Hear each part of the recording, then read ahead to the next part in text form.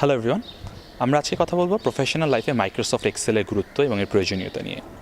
So আমরা জানি Microsoft Excel একটা সফটওয়্যার যেটা আমরা দৈনন্দিন অনেক কাজে ব্যবহার করি প্রফেশনালি, কিন্তু এটা আসলে কতটুকু গুরুত্বপূর্ণ সফটওয়্যার এটা আসলে জব লাইফে বা কর্পোরেট লাইফে না ঢুকলে বোঝা যায় না। মাইক্রোসফট এক্সেল ফর এক্সাম্পল, আমি কাজ করি একজন প্রাইসিং স্পেশালিস্ট হিসেবে। সো আমার সকাল থেকে সন্ধ্যা পর্যন্ত দিনের 80% সময় কাটে মাইক্রোসফট এক্সেল নিয়ে।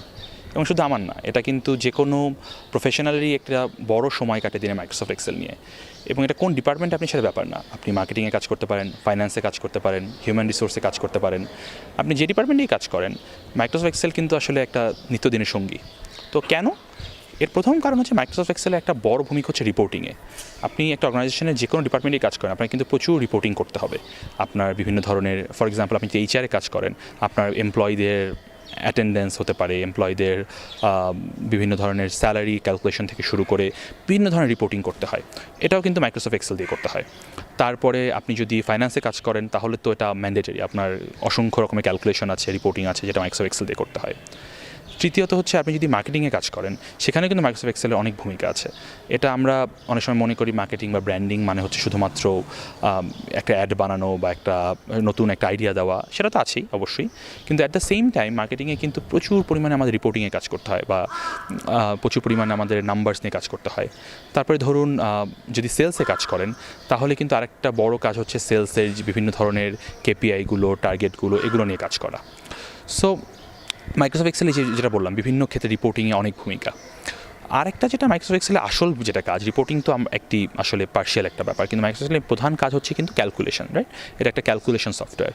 সো এই ক্যালকুলেশন সফটওয়্যার দিয়ে কিন্তু আসলে অনেক জটিল জটিল কাজ করে ফেলা যায় খুব সহজে। এবং মাইক্রোসফট এক্সেলের কিছু ফাংশনস আছে যেগুলো আমরা যদি সবাই জানি, তাহলে কিন্তু অনেক নাম্বার থেকে, অনেক ইনফরমেশন থেকে, অনেক ডেটা থেকে আমরা সহজেই একটা ইনসাইট বের করতে পারি। অর্থাৎ যে একটা আইডিয়া যেখান থেকে বা একটা ইনসাইট, যেটা দিয়ে আমরা আসলে কোনো একটা ডিসিশন নিতে পারবো, বিজনেস ডিসিশনস।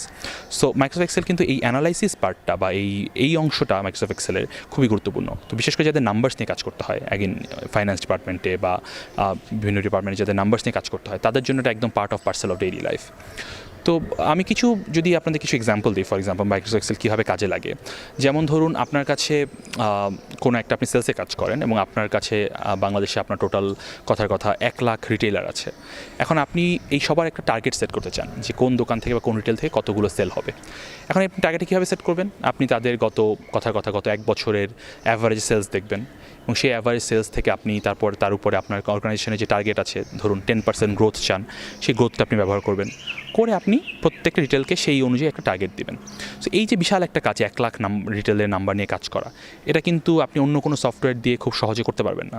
যে আপনি যে মাইক্রোসফট এক্সেল ইউজ করেন, এটা হয়তো একটা 10 মিনিটে কাজ হয়ে যাবে তখন। সো এইটাই হচ্ছে মাইক্রোসফট এক্সেলের বিশাল সুবিধা, যে হিউজ অ্যামাউন্ট অফ নাম্বার নিয়ে খুব সহজে কাজ করা যায়, বিভিন্ন অপারেশনস চালানো যায়, রাইট? সো আমার মনে হয় মাইক্রোসফট এক্সেলের এই ব্যবহারটা শেখা স্টুডেন্টদের জন্য খুবই গুরুত্বপূর্ণ। বিকজ আপনি যখন একটা কর্পোরেট জবে যাবেন, তখন কিন্তু আপনি আসলে খুব বেশি সময় পাবেন না শেখার জন্য। আপনার কাছ থেকে কিন্তু একটা সময় ডেলিভারিটা আশা করা হবে খুব তাড়াতাড়ি। সো আপনি অ্যাজ আ স্টুডেন্ট এই মাইক্রোসফট এক্সেলের নিজের স্কিলগুলো গড়ে তুলতে পারেন, তাহলে কিন্তু আপনি যখন একটা কর্পোরেট জব ইন্টারভিউতে যাবেন, তখন কিন্তু আপনি নিজেকে ডিফারেন্সিয়েট করতে পারবেন যে হ্যাঁ, আমি এক্সেলে এই কাজ জানি। আপনি ইন্টারভিউতে বললেন যে আমি এক্সেলে ফর এক্সাম্পল পিভট টেবিল নিয়ে কাজ করেছি, আমি ভিলুকআপ বা এইচলুকআপ ফাংশন নিয়ে কাজ করেছি, আমি ম্যাক্রোর কাজ জানি।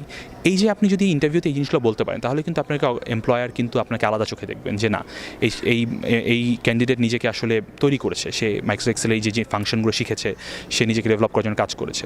সো এই মাইক্রোসফট এক্সেলে এই ফাংশনগুলো কিন্তু আমরা যে স্টুডেন্ট লাইফ থেকে অল্প অল্প করে শেখার চেষ্টা করি। এবং একটা গুরুত্বপূর্ণ ব্যাপার হচ্ছে, এটা শেখার জন্য কিন্তু কোনো কোর্স করার দরকার নেই, কোনো ট্রেনিংয়ের দরকার নেই। মাইক্রোসফট এক্সেলের যে হেল্পটা আছে, এই হেল্পটাই কিন্তু অনেক বড় একটা source of learning Microsoft Excel. বা আপনি যে অনলাইনে গুগল করেন যে বিভিন্ন ফাংশন কীভাবে শেখা যায়, কীভাবে ব্যবহার করা যায়, তাহলেই কিন্তু হয়। এটার জন্য আমাদের আলাদা করে কোনো ট্রেনিংয়ের দরকার নেই।